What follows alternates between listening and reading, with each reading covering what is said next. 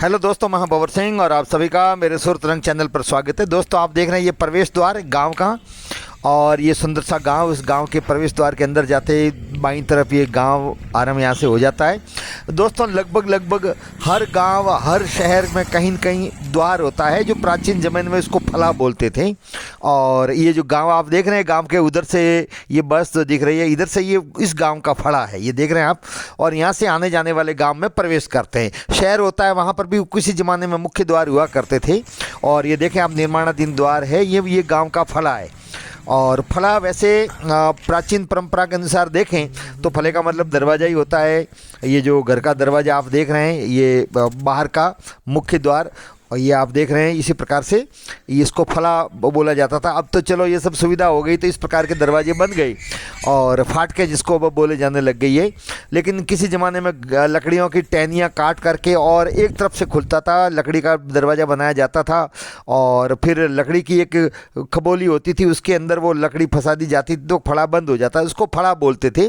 और उसका अर्थ यही होता था फाटक। जो आप देख रहे हैं ये फाटक लगी हुई है, इसी जगह पर बहुत सी जगह लोगों के पुराने ज़माने में फले हुआ करते थे। और उस फले के ऊपर जब इस प्रकार की चुनरी, वैसे तो राजस्थान में चुनरी हमारे मारवाड़ी महिलाओं की पहचान होती है, चुनरी ओढ़ना बहुत ही गर्व और सौभाग्य की बात होती है। और ये चुनरी जब फले पर कहीं पर भी ओढ़ी हुई नज़र आती थी, फले के किसी कोने पर अथवा पास की जगह पर, ये आप देख रहे हैं चुनरी, जो हमारे मारवाड़ की आन बान और शान की प्रतीक है। चुनरी या साफा भी बहुत प्रसिद्ध है मारवाड़ का। और चुनरी भी महिलाएं बड़े शुभ अवसर पर, शादी ब्याह में या शुभ घर में कोई कार्यक्रम होता है तब पहनती हैं। और ये जब चुनरी इस प्रकार से ओढ़ाई जाती है ये फले के पास में, अर्थात गांव के मुख्य द्वार के पास में, तो आने जाने वाला समझ जाता है कि आज गांव में कोई महाप्रसादी का आयोजन है।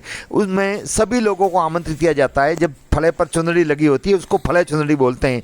तो जब फले चुनरी कहीं नज़र आए तो हर व्यक्ति समझ जाता है कि आज यहाँ कोई महाप्रसादी का आयोजन है, और आने जाने वाला हर व्यक्ति 36 कौम का वहाँ पर बिना किसी की अनुमति के जाकर के भोजन कर सकता है। ये हमारे यहाँ की बहुत प्राचीन परंपरा है। और अक्सर फले चुनरी तब होती है जब कोई गांव में अथवा शहर में धार्मिक अनुष्ठान होता है, धार्मिक कार्यक्रम होता है, तब ये होता है।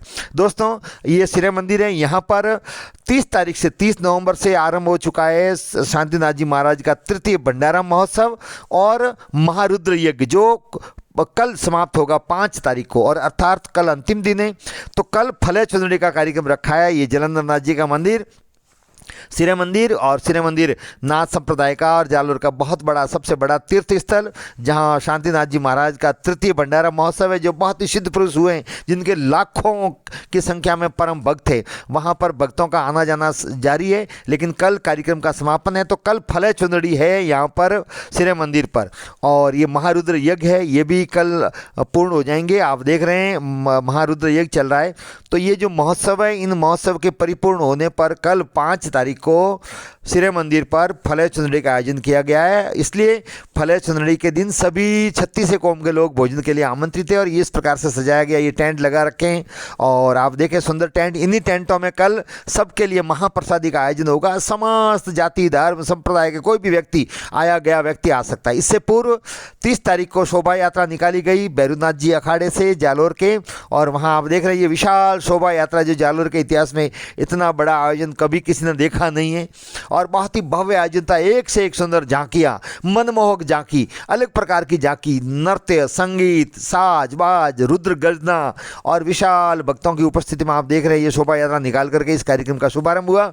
उसके 50 सिरे मंदिर तक ये शोभा यात्रा गई और वहाँ पर कार्यक्रम हुआ। और अब यहाँ पर कल फले चुनरी का कार्यक्रम है। गंगानाथ जी महाराज जो पीठाधीश है, मठाधीश है सिरे मंदिर का और भैरवनाथ जी अखाड़े के, उनके कुशल नेतृत्व में, उनके आशीर्वाद में ये फले चुनरी का आयोजन किया जा रहा है। और पत्रिका छपी है, उसमें सभी लोगों को, भक्तों को आमंत्रित किया है।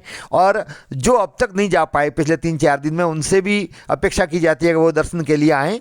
हमारे यहाँ परंपरा है, कोई भी धार्मिक आयोजन होता है मंदिर में और कहीं पर भी कोई धार्मिक अनुष्ठान होता है, भले ही वो प्रतिष्ठा हो, भले ही वो जीर्णोद्वार हुआ और पुनर्प्रतिष्ठा हुई हो अथवा कोई धार्मिक मेला हो तो वहाँ पर ये पूजा अर्चना होती है। आप देख रहे हैं पंडित जी पूजा अर्चना हवन पीछे करवा रहे हैं और ये सभी भक्तगण बैठे हुए हैं।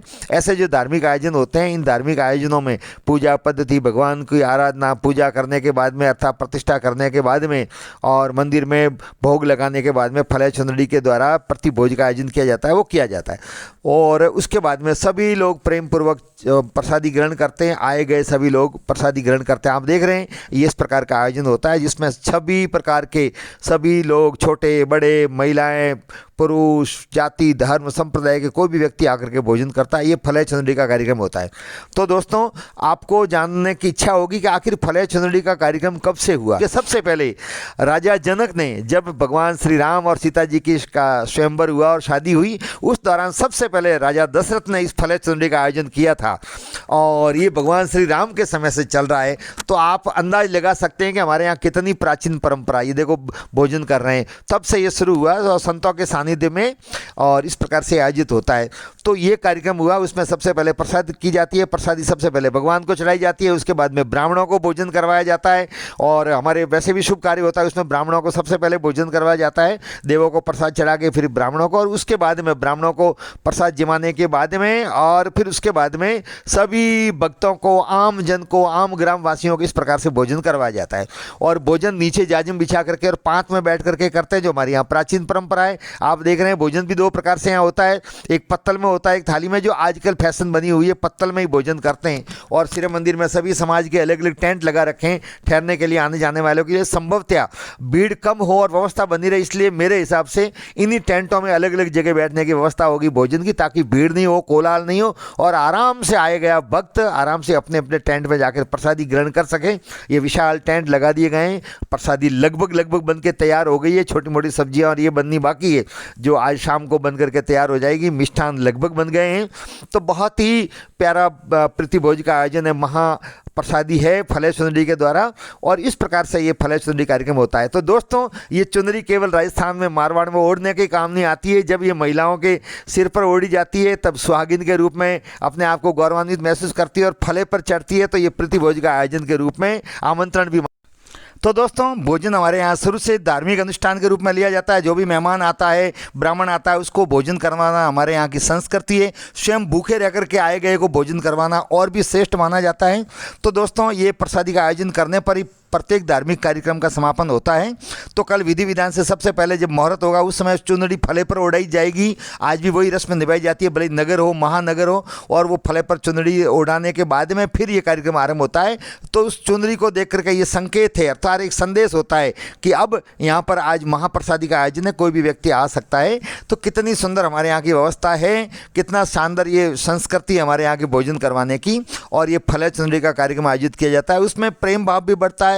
36 कौम के लोग मिल करके उस कार्यक्रम में सहभागिता निभाते हैं, साथ में बैठ करके भोजन करते हैं और प्रेम भाव भी बढ़ता है। साथ ही साथ धार्मिक अनुष्ठान की पूर्णाहुति भी इसी रूप में होती है, फले चुनरी के रूप में भोजन करने के बाद में। तो दोस्तों, आपको ये वीडियो कैसा लगा? वीडियो को लाइक करें, शेयर करें, कमेंट्स करें, चैनल को सब्सक्राइब करें। आप सबका धन्यवाद।